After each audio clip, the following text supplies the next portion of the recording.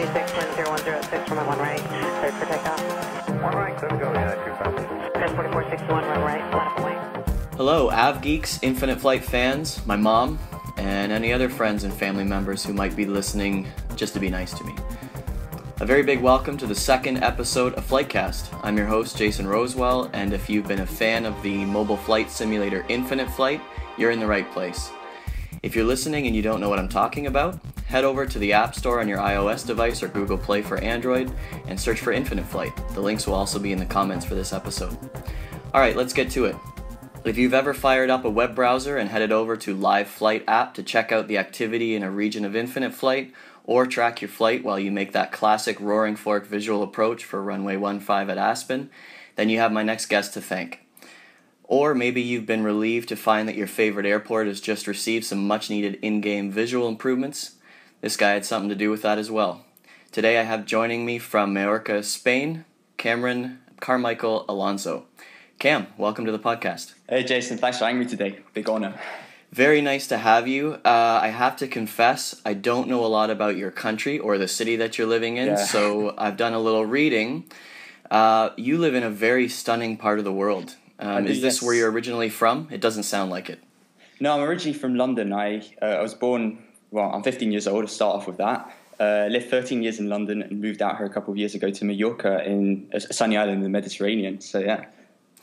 Awesome. So you're living in Mallorca, and what brought you there? It was really just family and work. I mean, I'm part Spanish, so we'd always wanted to go back to Spain, and an opportunity came up, so we took it, and finding ourselves living out here in the sunshine today. I checked out your YouTube video, and it sounds like you speak very good Spanish. Yeah, well, I've always been speaking it since a young age with family and that, and it's just come along, really. All right, well, why don't we get right into it? Give us a little bit of background, your background in aviation. Do you fly? Are you getting into aviation? What made you fall in love with Infinite Flight? Okay, well, I'm not actually a pilot. I haven't actually started taking any classes yet. I'll make that clear. But I used to live near Heathrow Airport in London, so I've always grown up with aviation nearby. And it's just been something that's always fascinated me, how airplanes fly, and I've just been interested in it since a young age, really.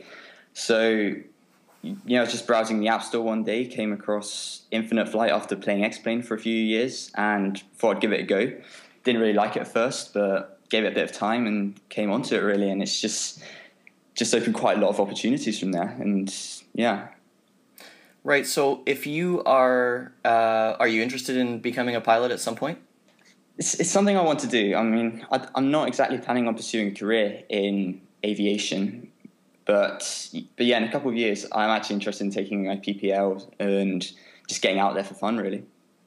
That's great. I'm kind of in the same boat. I can't make it a career at this point, and obviously I'm a little bit farther along in life than you are in terms of my career, but it's something that I don't know. I was talking to a friend of mine who got his PPL, and he's not actually keeping it current. And I asked him what is it that did you have to something you had to do? Did you have to get it out of your system? And he said, yeah, I had to get it out of my system. I needed to do.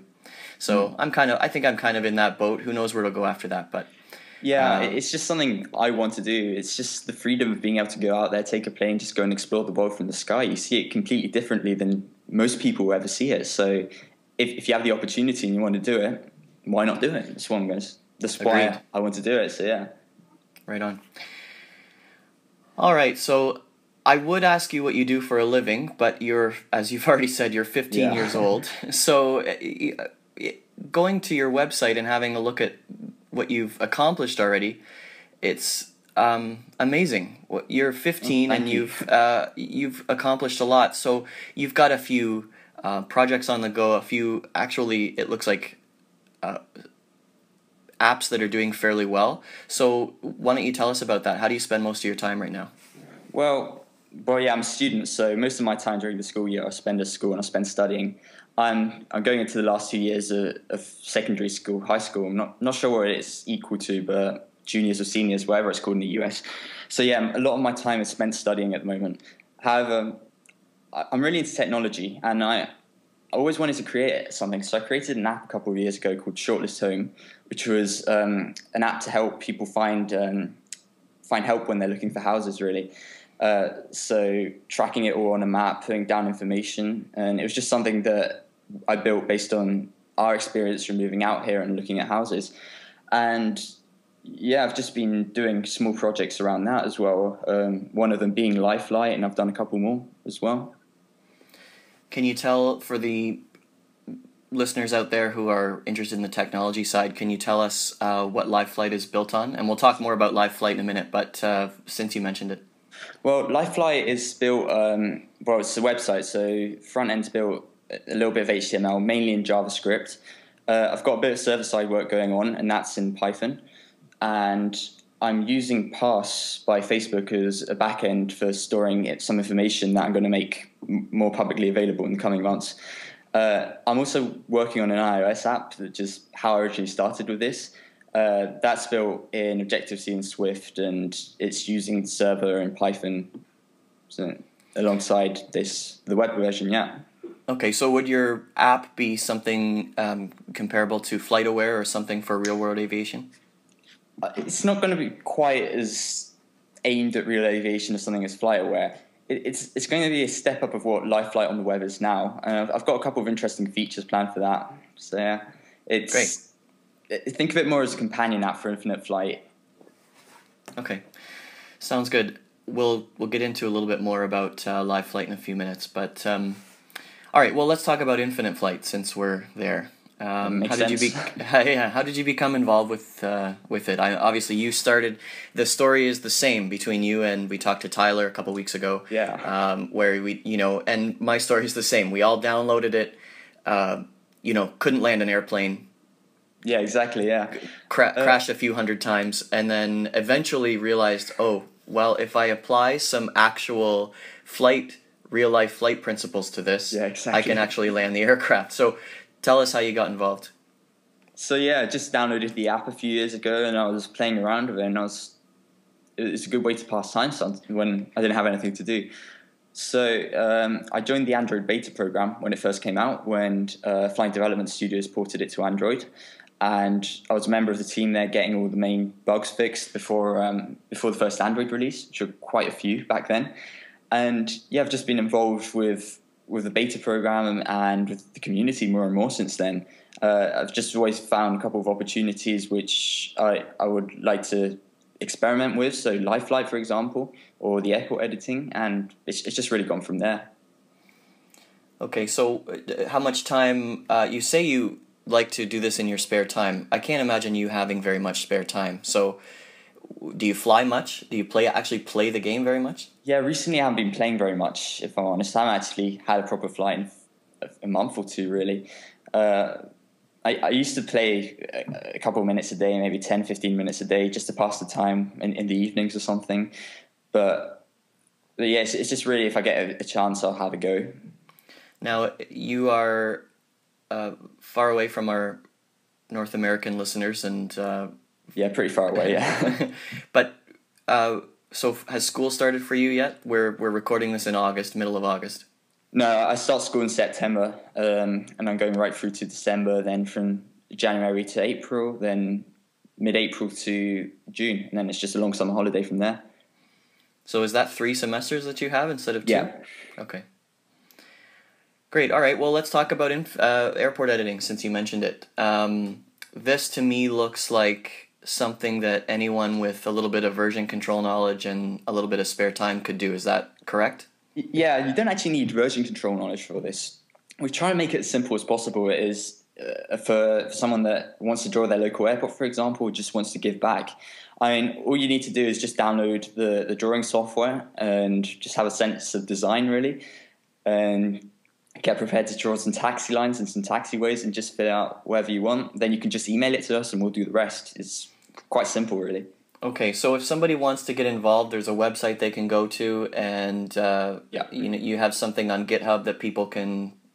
There's a video you can watch. Can you explain how that works for anybody who's interested in getting into it? Well, yeah, I'll give you a link later on that you can put on the blog post later, so if anyone's interested can take a look at. But yeah, basically we've got a site with some tutorials on there that have been written by some of our top editors, and yeah, it'll run you through the basics. But we've also got quite a tight little community. It's around 10 or 12 of us there, and just ask questions, share feedback, and just collaborate as a team to help improve these airports. So for our listeners that are IFFG members and community members on the forum, what's something they can do if they don't feel like this is really in their wheelhouse? What's the best thing to do if they encounter, a spawn point in the middle of a field or a runway that doesn't have any access points and no taxiways? Well, our members are quite active on forums like IFFG and stuff. So yeah, just post it on there. Tag one of us if it needs to be done. We'll post it on the new forum, the new Infinite Flight forum, and one of us will get to it. And we're usually pretty quick at fixing this stuff. So yeah. And for our listeners who maybe aren't aware of some of the links, I'll post all of the links that we talk about in the comments and in the blog post after the episode is over. So lots to check out here. And remember, if you are posting a link for us on IFFG or on any other Infinite Flight Facebook page or on the community forums, please be nice to us. There's a lot that goes on those pages, and you can get a long way by asking politely. And we realize that sometimes, we make mistakes in air traffic control, and certainly the airports aren't 100% correct, and it's easy to get frustrated. But yeah, just keep calm, post it, and we're human beings who'll come to a good agreement with this. Don't have to take it out of proportion, really. For sure. Imagine the person standing in front of you that you're talking to. Exactly. I think that's the easiest way to do it. Or imagine that it's your grandma that you're asking. All right, so do you want to... you said it's a pretty tight community that you've got there on the airport editing side. It is, yeah. Anybody that you want to mention that's had a huge hand in kind of making this possible I with you? specifically want to mention Jonathan Perkins and Nick Barber. These two guys have just been there from the start, and they've helped managing, they've helped creating tutorials, they've helped managing submissions. They've just been doing an awful lot there. So I just want to give a massive thank you to them. They've really helped this happen. And there are quite a few budding editors at the moment in the group that are working on some pretty cool stuff. So yeah, keep your eyes out. You're going to see some cool airports soon. Great. I'm excited about that. And thank you from me as well to those guys. Your hard work doesn't go unnoticed. And I know I've been on IFFG before and mentioned something about an airport, and I'll have somebody in 10 minutes saying, "Hey, that's fixed." Yeah, they're quick. Yeah, they're quick. There's always somebody watching. All right, let's switch gears a little bit and rewind back to LiveFlight. Okay. So you've mentioned a little bit about it. Can we just maybe go back and maybe you can give us your version of what it is. What is it that we're looking at if we go to liveflightapp.com? Okay. So LiveFlight is basically a flight tracker for Infinite Flight Live. So any plane that you can see flying in the sky on a particular server, just go to liveflightapp.com and you'll be able to see it there. Think of it a bit as Flight Radar or Plane Finder, but for Infinite Flight. And you can go on there, you can see stats for a user's flight, stats for a user's profile, and learn a bit about the pilots that are flying around you. So you've got a message on there if you open it in Firefox or another browser saying that it's going to be it's optimized to run in Chrome right now. Yeah. And I made a post. There was a post on the forum at one point. Yeah, I remember that one. Yeah. Yeah, you remember. Okay. Yeah. There was a post that said you were talking about browser support, I think, and someone mentioned Internet Explorer. Oh, yeah. At which point I told them to throw Internet Explorer in the garbage, and you replied to me by saying you should be throwing Firefox in the garbage. Yeah, I'm quite a heavy Chrome user, so yeah, I got that from you. Yeah. All right, so optimized for Chrome right now.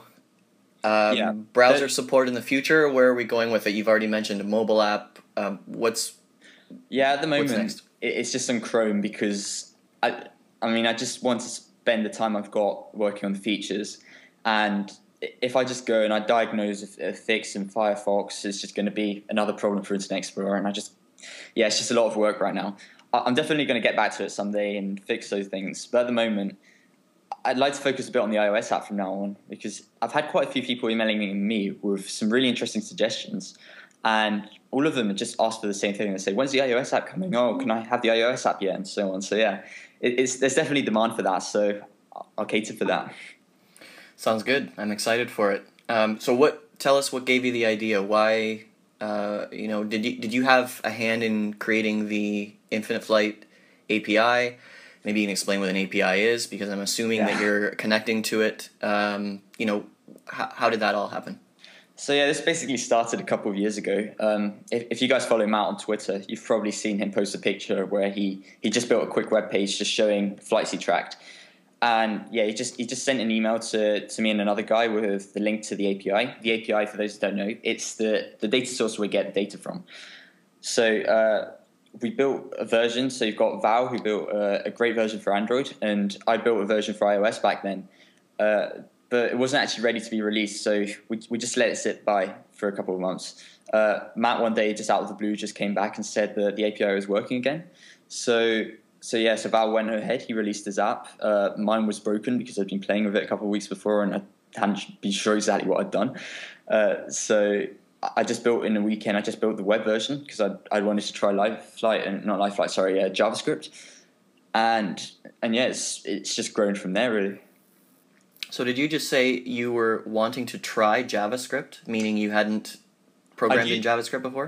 I'd used it before, but I mean, just for simple effects on websites and stuff. But I wanted to build something completely with JavaScript and see what it was like. So yeah, we've got the server connection code in JavaScript. We've got the map code. We've got maths for calculating distances moved and so on. It's just something different I wanted to try, and it's actually been quite interesting. And you've mentioned a few programming languages now. What got you into programming? Yeah, I've had family that have worked in technology, and I've always been surrounded by technology since a young age. So I'd always wanted to actually build something and release it, but yeah, I never actually got something right to a good level to release it. I mean, I've been experimenting with websites since I was very young. None of them were very good, but yeah, it's just gone from there. You've got an interest in music as well. I have, yes. Is it you that plays guitar? I think I was reading. It is, yeah. I've got quite a few guitars that I play. I'm quite an avid musician. Are you in a band? I'm not, no. Used to be in a project. Well, it wasn't exactly a band because we never actually played anywhere. We just jammed. But yeah, haven't really gone, because that was back when I was living in the UK, but haven't been playing since then as much. So did you start music on guitar, or do you have a theory base in piano like a lot of us do, or how did you get started playing? I mean, my family are musicians as well, and my dad's a guitarist, so he just got me into guitar from a young age, and I used to play Spanish classical guitar at school, learned the theory from there, and I've just been playing different types since then. I think we have some similarities. Now you had a huge head start on me, but I was a touring drummer for 10 years as a job. Oh, really?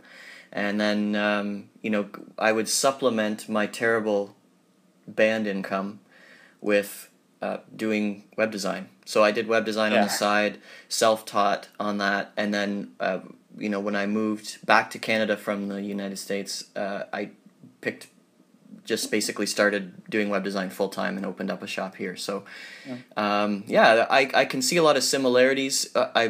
Now, are you athletic? A bit, but not really. No, I'm more into water sports and stuff like that.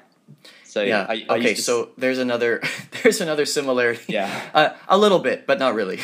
Yeah, I mean, I used to sail quite a lot, but I haven't had as much time the past year to do it. All right, so let's get back to I could talk about that stuff longer than I could talk about Infinite Flight, but we should probably get back to the topic. So getting back to the game, we talked with Tyler a couple weeks ago, and he is the boss of us who are air traffic controllers on the advanced server. I haven't seen you in our group chats. Are you part of that crew? Yeah, I am actually part of the group. Yeah, I've been there since beta days, so you don't see me around much because I don't have time to control, and controlling isn't really my thing. I just can't handle all the pressure. It's just too many planes coming at you from all angles, and I can't handle it. Got it. Well, that answers the why. Yeah.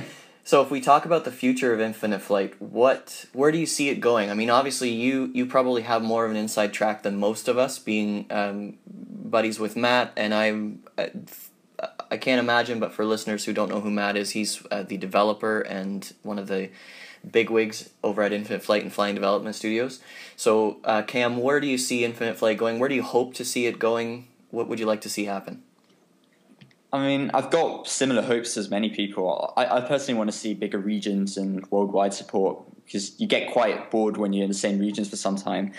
But yeah, I'm actually quite interested in joystick control that Matt's been teasing a bit recently. That could actually take it more towards PC, and you can maybe be seeing more growth, because, as Tyler said in the last episode, they find that hardware is quite a big challenge, because you've got so many different versions of Samsung phones and Android devices in general. But yeah, they're spending more time fixing bugs at the moment. But yeah, I'm actually seeing the controller thing. It might actually move more towards PC and actually challenge some of the big simulators out there at the moment. Obviously, in time, it's not going to happen overnight, but yeah. Right, and I think it's funny that you are looking at it from a flying perspective, because, as you say, that's the air traffic controlling side really isn't your thing. So yeah, you'd be excited to fly on the joystick. I would actually be really excited to be able to control in my web browser with a mouse, because or with a with some kind of a touchscreen. Because while the touchscreen is awesome on the iPad, I think just when you have so much more screen real estate, it could be a lot nicer to be able to control on a screen. Well, that's actually something that I might be working on in a few weeks. So Matt's working on a little project for giving a bit more access to data for apps like LiveFlight. So I could be doing something with that in a few weeks. I'm not exactly sure yet, but I'll keep you... Well, let me just go ahead and encourage you to do that, okay? Yeah. I've already had other people suggest that, yeah, either web versions or just something on a bigger screen so you've got a bit more real estate, so yeah. I love it. All right, I'm looking forward to it. So, based on some of the intimate knowledge that you have with Infinite Flight, maybe I'd like to get tips for listeners. Do you have any tips for us? Flying tips, just community forum? What would you like to say to people listening? I mean, if you're into the game, just get involved. I mean, there's just so many channels where you can get involved, either via the great fan group on Facebook, Infinite Flight fan group, or Infinite Flight World Pilots, or just by a community forum. There's just a lot of ways for you to get involved, to ask questions, and to get help. I think you guys covered quite a lot of what I was going to say last week with the XP talk. So yeah, I mean, just if you like it, keep flying. Don't just go to the big airports. Go to the little ones as well. Seattle's a great region. Go and explore that. The airport editing team's done quite a lot of little airports. So yeah, get away from Southern California, guys. Get away from Southern California. That is great advice. I love it. SoCal is a fantastic region, but let's fly somewhere else. We've got so much. It's just so much there. Go and explore it. I mean, Seattle is one of my favorite regions. You've got the coast, you've got the mountains, and you've got the city areas. You just need to spend some time there. Yeah, hop in a Cessna or a Spitfire and go fly through some mountain passes. There's some really, really cool and fun areas to fly in that are challenging, with, airports right on a river that are, it's a game with fake terrain. But it's beautiful. If you have your device cranked up with all the settings and you're a fan of the game, there is so much to explore, and I would echo your thoughts on that, Cam. Yeah, that's the thing. I mean, most people have just seen the big airports. They've seen Heathrow, they've seen LAX. But, I mean, there's just so much out there in the rural areas that you can explore. So, yeah, grab a small and I think that's part of it, right? People are excited to be involved with air traffic controllers. So if the air traffic controllers... That's right. So if the air traffic controllers are in SoCal, what we've been trying to do is open up a region of the week. And this week, while we're recording this, the region is Amsterdam, Netherlands. So have been trying to have controllers around that region. And I think that's a great way to explore as well. If you want to, fly around the region, maybe take off from a smaller airport, end up where you've got some ATC, that's a good reason, or a good way to sort of have the best of both worlds. Yeah, exactly. All right, so what's next for you personally? What do you have going on in the future? Maybe Infinite Flight or aviation related or not? Tell us what's next. Well, next 2 years I'm just going to be studying quite a lot of the time, really. And after that, uni, and maybe get a little bit of money, see if I can take my pilot's license at some point, and yeah, spend a bit more time on LiveFlight if I get some time, and see what I can do with that, because I've got quite a lot of ideas I want to do with it, but yeah, just not as much time to work on it as I'd like. So you mentioned university. Where to? Do you know? That I'm not exactly sure. I'm probably going to be staying in Europe, but yeah, I'm thinking UK right now, but I'm also keeping an open mind. Well, if you end up in Ontario in Canada, let me know. Oh, we'll do, yeah. Cam, we mentioned your portfolio already. Why don't you share those apps again, and maybe any websites that you want people to check out? Yeah, well, shortlist home is the other thing I've got going on at the moment. If you're looking for a house, check it out. It might be able to help. I'm working on it this week a bit, and it's actually got some really interesting stuff coming along. So, yeah, I'll send some links to Jason that you could put on the blog, so then you guys can check it out if you want. Awesome. Any other projects going on? At the moment, that's the main thing. I mean, I'm doing a couple of odd projects or an odd site if someone needs me to do a site. But yeah, they're the main two things that I enjoy working on and I want to pursue in my free time. So is there anything else before we go that you'd like to say related to Infinite Flight? Any shout-outs you want to give? Well, yeah, I just want to say a massive thank you to the whole community, to everyone who uses LiveFlight or contributes to the airports. I mean, it's just a great bunch of people out there. And another big thank you as well to the developers at Flying Development Studios, and David doing the support staff, or Matt, Philippe, and the mystery developer, as he's known. These guys work quite a lot just to get the product as it is at the moment. And I mean, quite a lot of people aren't aware of the amount of work that goes on inside the company. So yeah, just massive thank you to those guys, and just keep on doing what you love doing. All right, well, Cam, thanks so much for joining me today. It's been a huge pleasure. Yeah, thank you, Jason, for having me. I've really loved being on here, and if you ever want to have me again, you know where I am. That was Cameron Carmichael Alonso, and he joined me from beautiful Mallorca, Spain, via Skype. If you'd like to check out more of Cameron's work, visit carmichaelalonso.co.uk. You can also find him on Twitter at Carmalonzo. Don't forget to check out liveflightapp.com. Thanks as always for listening. If you haven't already, head over to the App Store or Google Play and download Infinite Flight. Please tell your friends about FlightCast and visit flightcast.audio for more information. We would love it if you'd subscribe to the podcast on iTunes and leave us a great review. You can find us on Facebook at facebook.com/FlightCastAudio and on Twitter at FlightCastAudio.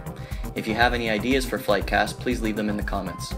FlightCast is brought to you by Linkhouse Media on the web at linkhousemedia.com.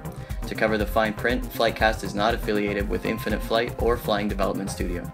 I'm Jason Rosewell. Thanks for listening and happy landings.